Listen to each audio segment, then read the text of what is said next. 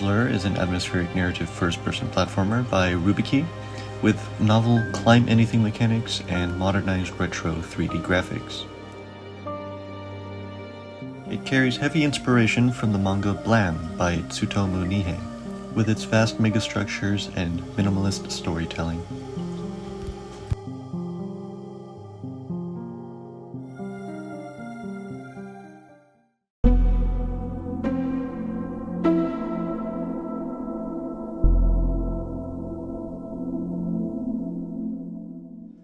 The story to Lorn's Lure is pretty simple. You play as an android who ventured from their home colony to follow this strange, mysterious glitch. Lost amongst the megastructures and unable to return to your home colony, the only thing left for you to do is to follow the mysterious glitch to where it leads you.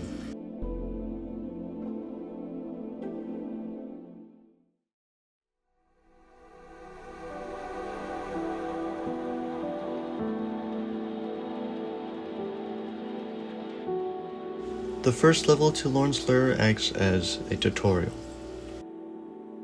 It'll teach you how to move, how to jump,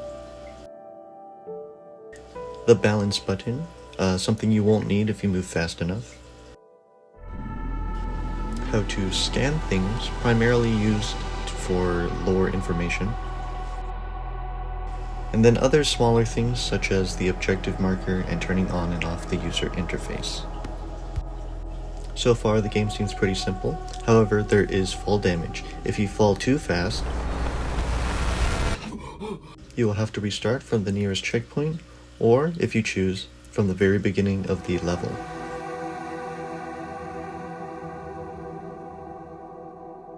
As we progress through the level, we encounter our first tool for mobility, the picks.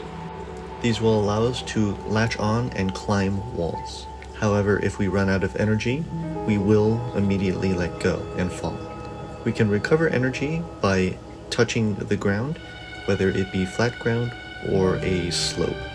This can be used to our advantage later on. Other equipment and skills will also require energy, so this will require careful planning on later levels. The second level will introduce us to tic-tacking. This gives us the ability to jump off of walls. However, this does consume more energy than it would to climb with a pick. However, it is effective in reaching higher places or slowing your fall. I will admit that using tic-tac is very addicting, and you will often forget that you have the picks in the first place.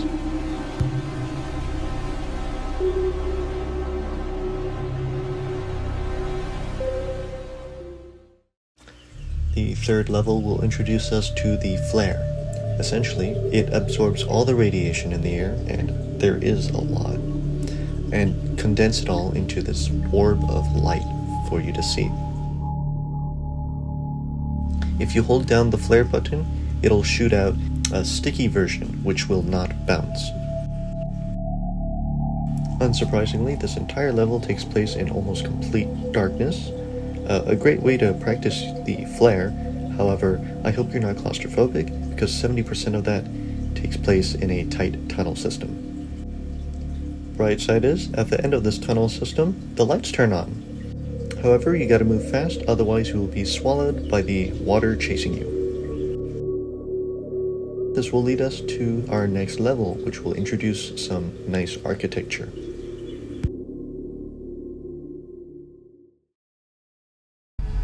Level 4 is a little different. It doesn't add anything to our repertoire of skills and equipment. Instead, it is a very pretty boat ride.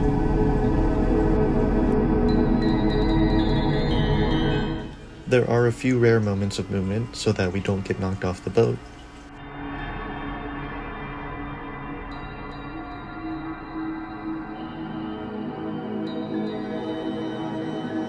And then the boat will take a halt in this tower, in which we will climb to the top, hit a button, climb back down, and continue our boat ride.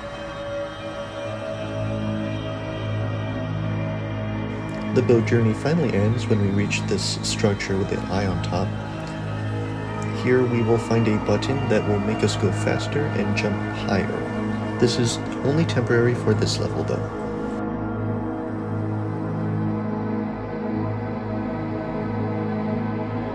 As we go down and do some parkour, we encounter this waterfall, which we go down, onto the bridge, and onto the next level.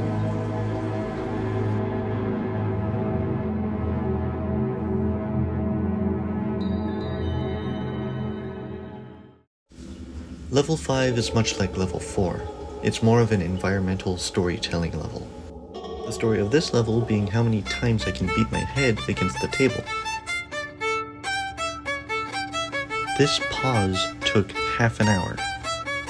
I have multiple recordings of this because I took a 1 week break in between the entire thing. Anyways, after we pass this section, we come across an abandoned city and turn the lights back on. After this, we head straight to the library, where I just remembered we do get a parkour skill, the dash function. This will allow us to dash in the air up to 2 times with the massive energy consumption that it has. This will leave us only a sliver of energy so that we can either latch on or do a final wall jump. We also learned that in the past there was this huge war that turned the entire place into a nuclear wasteland. Essentially, this place unknowingly blocked their neighbors from getting food, and so the neighbors retaliated. On to level 6. This place has a cool little gimmick, being the wind. Very strong winds blow through these areas, and it pushes you either where you want to go, or into the deep dark void. We also encounter some more ruins and water before finally reaching the granary, which the war from level 5 was fought over. At the top of the granary, we find another mountain with a ruins on top. This ruins or megastructure, I don't really know what it is, has this seal, and in order to break it, we must climb to the very top, drop something, and then fall back in.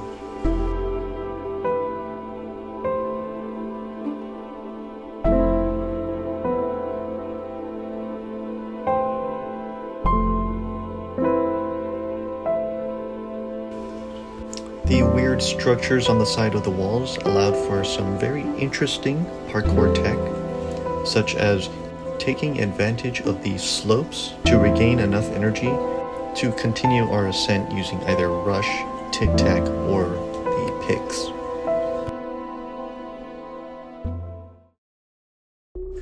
In level 7, things go a bit differently. Our picks break, and so we must take advantage of every single nook and cranny we find in order to regain enough energy to either dash or tic-tac. Eventually, we finally reach the glitch. And this other dude, I'm not really sure what's going on.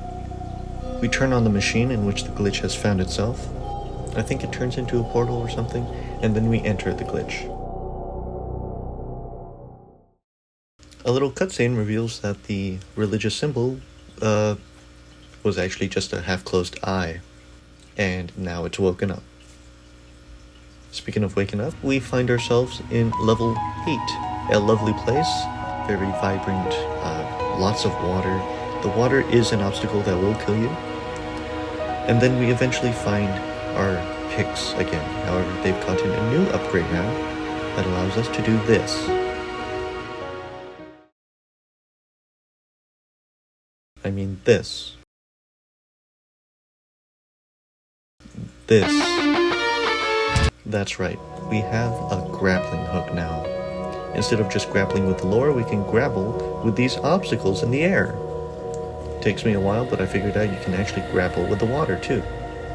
This actually leads to some very satisfying moments, such as this here. We just moved so smoothly. But anyways, after our fun, we find ourselves in front of the glitch one more time.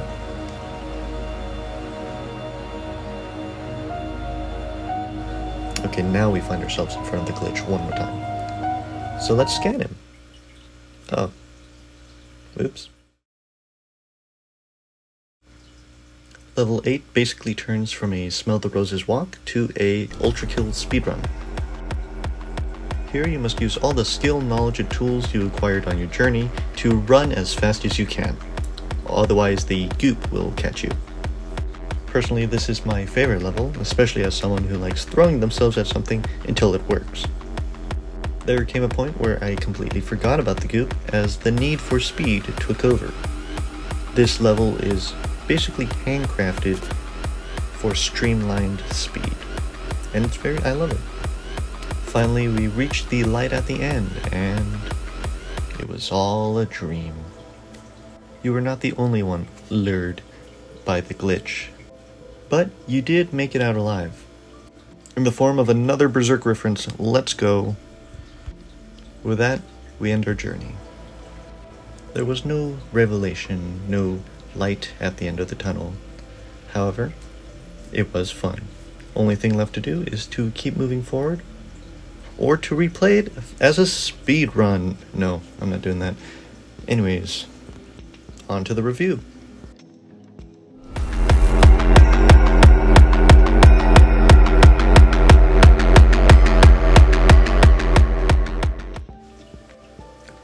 Lorn's Lure is an extraordinary piece of art.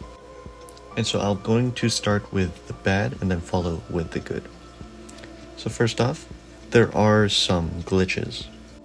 In level 2, we are tasked to retrieve a mold flower at the bottom of the entire level. Upon reaching this and scanning it, the text prompt popped up and it would not go away. So I journeyed all the way back to the top to the next objective while using only the corner of my screens because I could not see anything out of this center. Unfortunately, I still needed to scan the next objective, something I could not do with the text prompt blocking the way, because it still read as if I was scanning something. Fortunately, there was a solution. It was quitting and then going back into the level. Something I didn't do beforehand because I didn't want to redo all that progress, especially reaching the bottom, because the tower bit sucked, though I probably would have gone through it faster on the second time. Overall, not really that bad. It's a really simple fix. I didn't try it because I thought I would lose progress. You don't lose progress when you exit the game. You go back to the nearest checkpoint. Only other thing I can think of is a few wall clipping sections. Level 7, I was able to jump through this wall to reach a gem. It's not even that bad. It helped me. That's it. That's about it. What first drew me to Lorn's Lure was this article that said it was a game with no yellow tape. And that was something I thought was interesting. You're telling me I could take whatever route I wanted to try as long as I was stubborn enough? Sign me up. The second thing that got me into it was the fact that it was somewhat inspired by Blam, something I had recently read and fell in love with. The megastructural architecture and the long exploration just feel of it is really something you don't see often in games. And to tie it all off, the smooth gameplay feel, I loved it. The different tools you're given to move around these intricate areas with as much speed as possible just feels great. And to top it all off, the story. It's a bit minimalist, however the environmental storytelling and the rare scannable items that gave you lore really made it intriguing. It really made you wonder, what was the purpose of all of these things? How big is this place? What happened here? And who is Lorn? Who?